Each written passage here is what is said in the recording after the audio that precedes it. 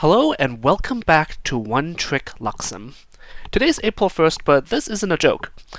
Radiant Origins is just around the corner, and this has never been a better time to get into the game.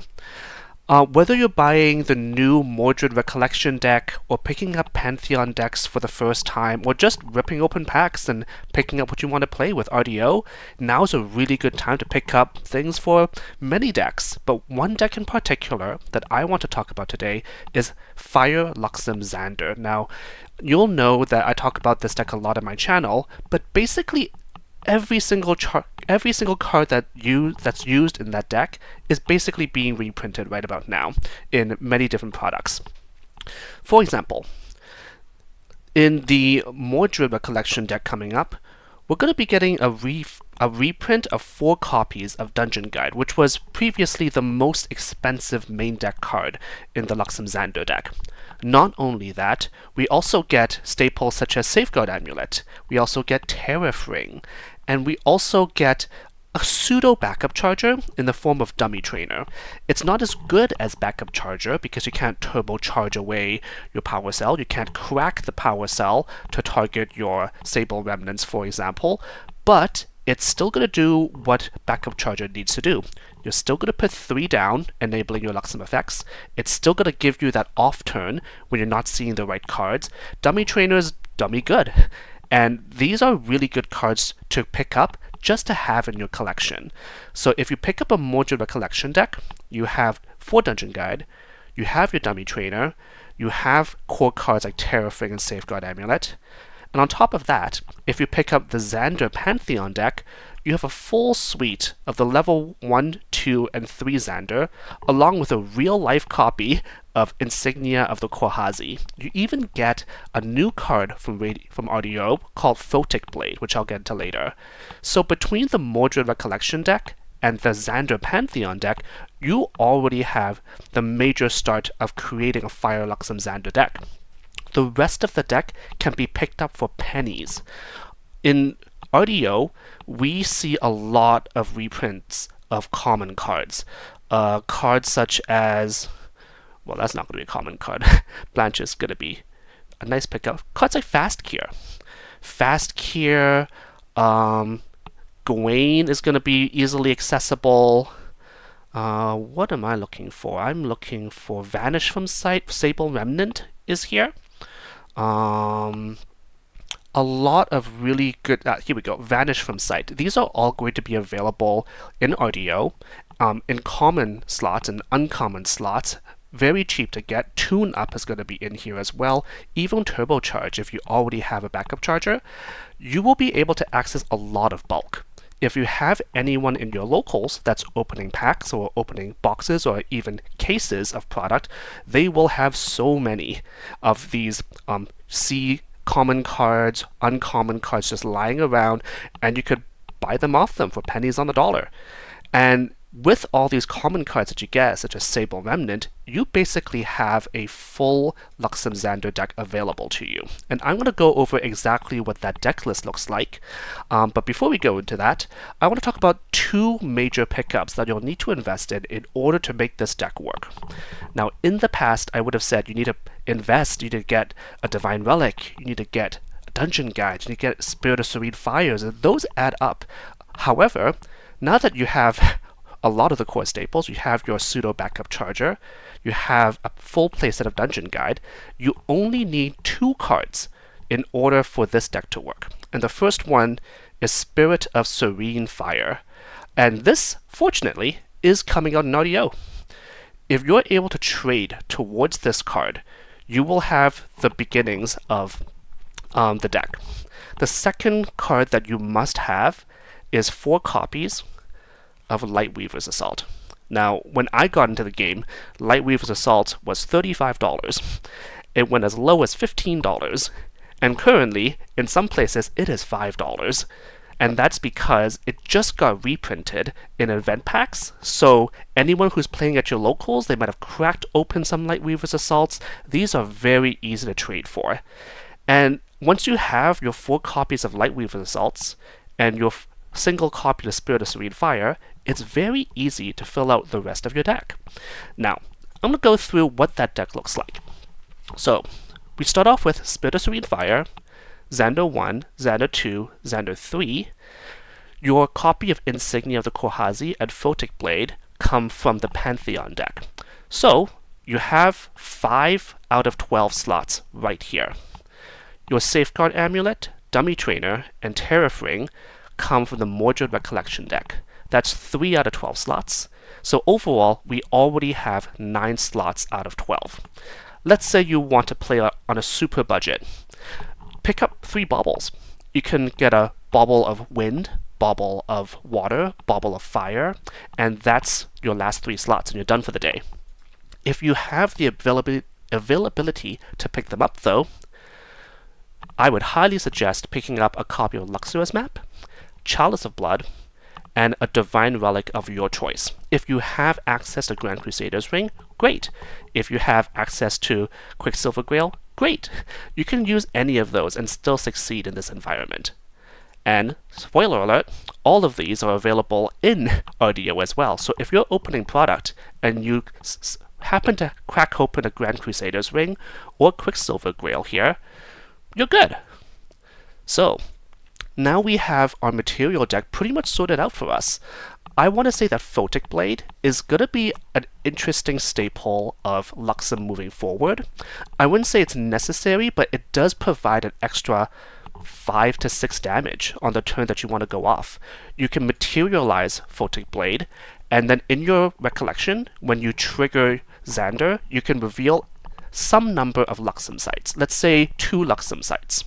If you trigger 2 Luxem sites and heal off of them, you'll be able to put 2 refinement counters on the Photic Blade, and you'll be able to swing that turn for 5 damage.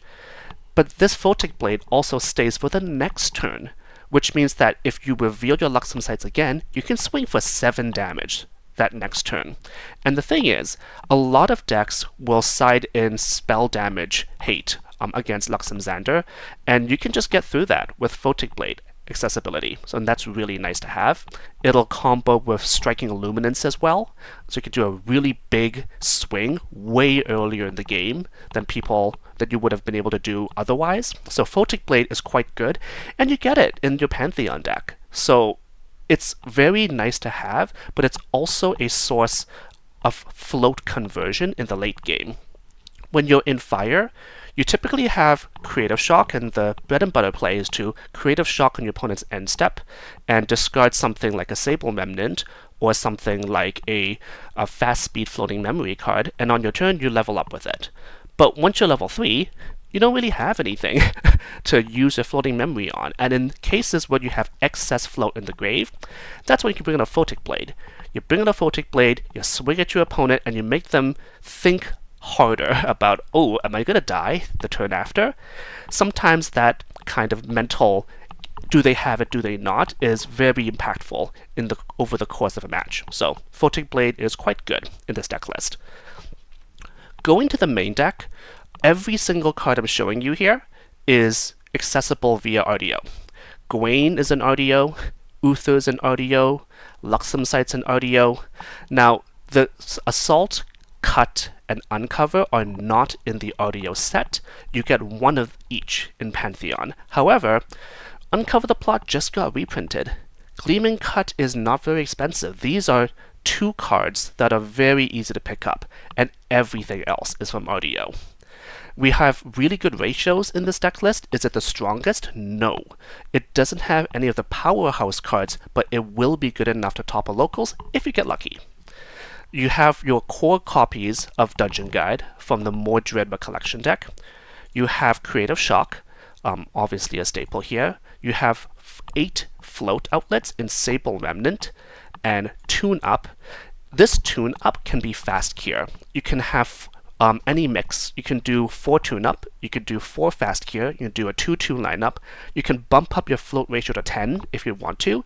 You could do 4 fast cure and 2 tune up, however you want. Now, the reason I put 4 tune up in this deck list is because we're running the Sable Remnant, which is really fun because if you drop the Sable Remnant and end your turn, well, if you can attack with it, your opponent's left with a choice. Do I remove the Sable Remnant? Now, If they remove the Sable Remnant, you get Floating Memory. If they don't remove the Sable Remnant, they will come in next turn for 2 damage. But if they choose to ignore your Sable Remnant, you can do some nasty things. You can use Exploit Vulnerability, targeting that Sable Remnant, because it's an assassin ally, and that Sable Remnant will be able to clear any ally in the game, essentially. You can clear Shenju with that Sable Remnant.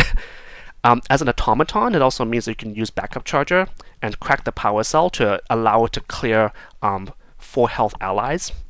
This list does not have a Backup Charger. However, if you do have one, you can replace a dummy trainer or add it in one of your 3 flex slots. So Sable Remnant is quite relevant in this list. And because we're already running 4 copies of Sable Remnant, we might as well run 4 copies of Tune-Up. At its best, right before Sable Remnant is removed, say they're attacking it or they're using a spell to destroy it, in response, you can just tune up, heal 4. And if there's no Sable Remnant on board, you can tune up, recover 2. It's kind of like a bad fast cure in those cases, or a more consistent fast cure in most cases. So we've talked about 4 of Dungeon Guide, we've talked about Creative Shock plus 8 float. We now also have roughly 10 neutral assassin cards. What does that mean? These are cards that exploit vulnerability. These are cards like Juggle Knives, also a 4 of. These are cards like 2 Thieving Cut. You can change these ratios. You can do 3, 3, 4. You can do 3 Exploit, 3 Juggle, 4 Thieving. You could do 3 Thieving, 3 Juggle, 4 Exploit, however you want to do it. But I like to aim for around 10 neutral assassin cards. That's about 1/6 of the deck, so that you're consistently able to bring these back to your hand with the effect of Zander Deft Executor over the course of a game. If you have 10 copies of a neutral assassin card, you're more than likely able to see it, because you'll be able to glimpse through to at least 1 copy of these cards in the early parts of the game. So right now I'm choosing 4 Juggle, 4 Exploit, 2 Thieving. Do whatever ratios you want. We have 4 copies of Incap, and 4 copies of Vanish from Sight. Typically you'll see Resolute Stand, you'll see Vanish from Sight, you'll see a lot of anti-combat options, but hey, Resolute Stand isn't in RDO, so that's why I'm using 4 Vanish from Sight here.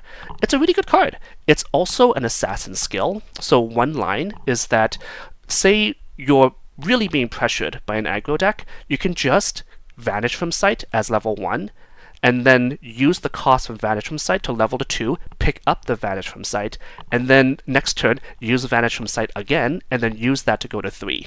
Sometimes you're just very unlucky, you can't draw your Dungeon Guide, and something like Vanish from Sight saves you from dying on the spot. So that's really nice. We have access to Scry Disguise. These are back in full power here. Very nice consistent CPs. We don't have turbocharge, again, because we don't have a backup charger. But now you're looking at my Luxem ratios going, wait, some things are missing. Excalibur's not here. That's okay. Excalibur is a necessary piece of interaction, because some good players will often put a Safeguard Amulet on board that you have to clear before you go for game. If you like, you can replace some number of Uther or Planted Explosives with a Reduce to Ash, so that on your opponent's end step, you can reduce their Safeguard Amulet, and then on your turn, you just kill them. That's something you can do. But otherwise, you could just use Uther to remove their Safeguard Amulet as well.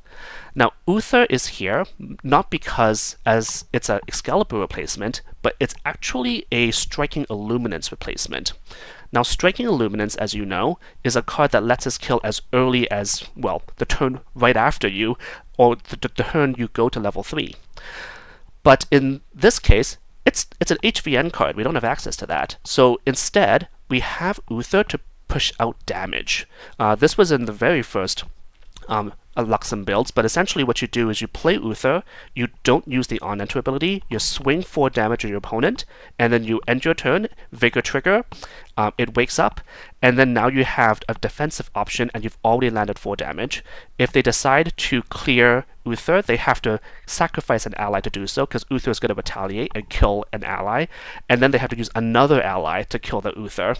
Uther is just a really good amount of damage, but in this case, adding Uther 4 damage with something like Photic Blade, which is also going to add roughly 4 to 5 damage. So you're actually able to output a decent amount of damage. If your opponent Regal Inquisitions you and takes away your main damage sources like Lightweaver's Assault, you can actually still close out the game with anything with a combination of Uther, Photic Blade, and just something like a Planted Explosive combo for game. You could win with 1 Lightweaver's Assault and not 2. You could say pre-Recollection, Planted Explosive Lightweavers, go to your main phase, play an Uther, and just swing for game with a Photic Blade. You can be in scenarios where you do get regaled and still be able to win the game, as long as they're not regaling all of your damage sources away. So this is a minimalist Luxem lineup. It is not the best. I would recommend that if you have the budget and you have the access to the cards, because not all locations have access to all cards, I would say please remove the Uther and add in 2 Striking Illuminates instead. You're going to also notice I don't have Excalibur in the main list just because it's not in RDO, but instead I've used Gawain. Gawain is an interesting piece. It's not seen the light of day in a long time. It's kind of like a bad Regal, if you think about it, from back in the day. But you can actually play Gawain, hit your opponent with True Sight, and then look at their memory and discard a card from it. Because you're Luxem Zander, a lot of the time your opponent will be forced to put a lot of their hand into the memory, so you can use Gawain, hit them, crack it, and then take away their win condition. This takes the place of something like a Regal Inquisition. But if you have better cards, play them. Some better cards in the slot include the aforementioned Regal Inquisition, includes Topsy Decree as well. Some sideboard cards you might want to include, Blanche, Morgan, depending on your meta, but I would keep those 2 in the sideboard. One package that we don't have access to is actually Mercenary's Blade into Return to the Archive. That is a very strong package. It's probably the best level 2 play you can make right now, because Return to the Archive innately replaces itself with the cost of just using up your Mercblade activation. But then on top of that, it's basically a +1 if you're able to also use a floating memory attached to it. That's a really good play. If you have access to it, I highly recommend doing a Mercblade and 4 Return to the Archive instead of or on top of your 4 tune-up, or the Sable Remnant as well. So we've talked about your main engine, Dungeon Guide, Creative Shock, 8 float. We've talked about your damage sources and your Luxem package in your Gleaming Cut, Lightweaver's Sight, Uncover, Uther. We've talked about our neutral assassin cards in Juggle Knives, Thieving Cut, and Incap. And we've talked about our flex options in Gawain and Uther. The last is Planted Explosives. This is a meta call. It's just really nice to clear out things that are just going to kill you on that turn. It's a skill and not a spell, so it goes around Spell Shroud. It kills cats. It kills Arthurs. If you didn't know, when Arthur hits the board, it has an on-enter trigger, and in response you can kill it with Planted Explosives before it gains Immortal, so that's kind of nice too. Having access to this is quite nice, but if you don't want Planted Explosives, take it out, put in whatever you want. And now we go into upgrade options. So this is a core, nice little 60-card RDO focused deck that just uses cards from RDO, the new Mordred deck, and the Pantheon deck. How do you upgrade this? Well, like I said, the number 1 upgrade to look for is your Divine Relic slot, your Grand Crusader's Ring, and the next 2 are Luxera's Map and Chalice of Blood. Those are my recommendations. Those aren't the only recommendations, because if you have access to Return to the Archive from the Merlin Recollection deck, you could definitely use Mercenary's Blade, and that's much better. Some other tech options you might want to look out for in RDO are Void's Cloak.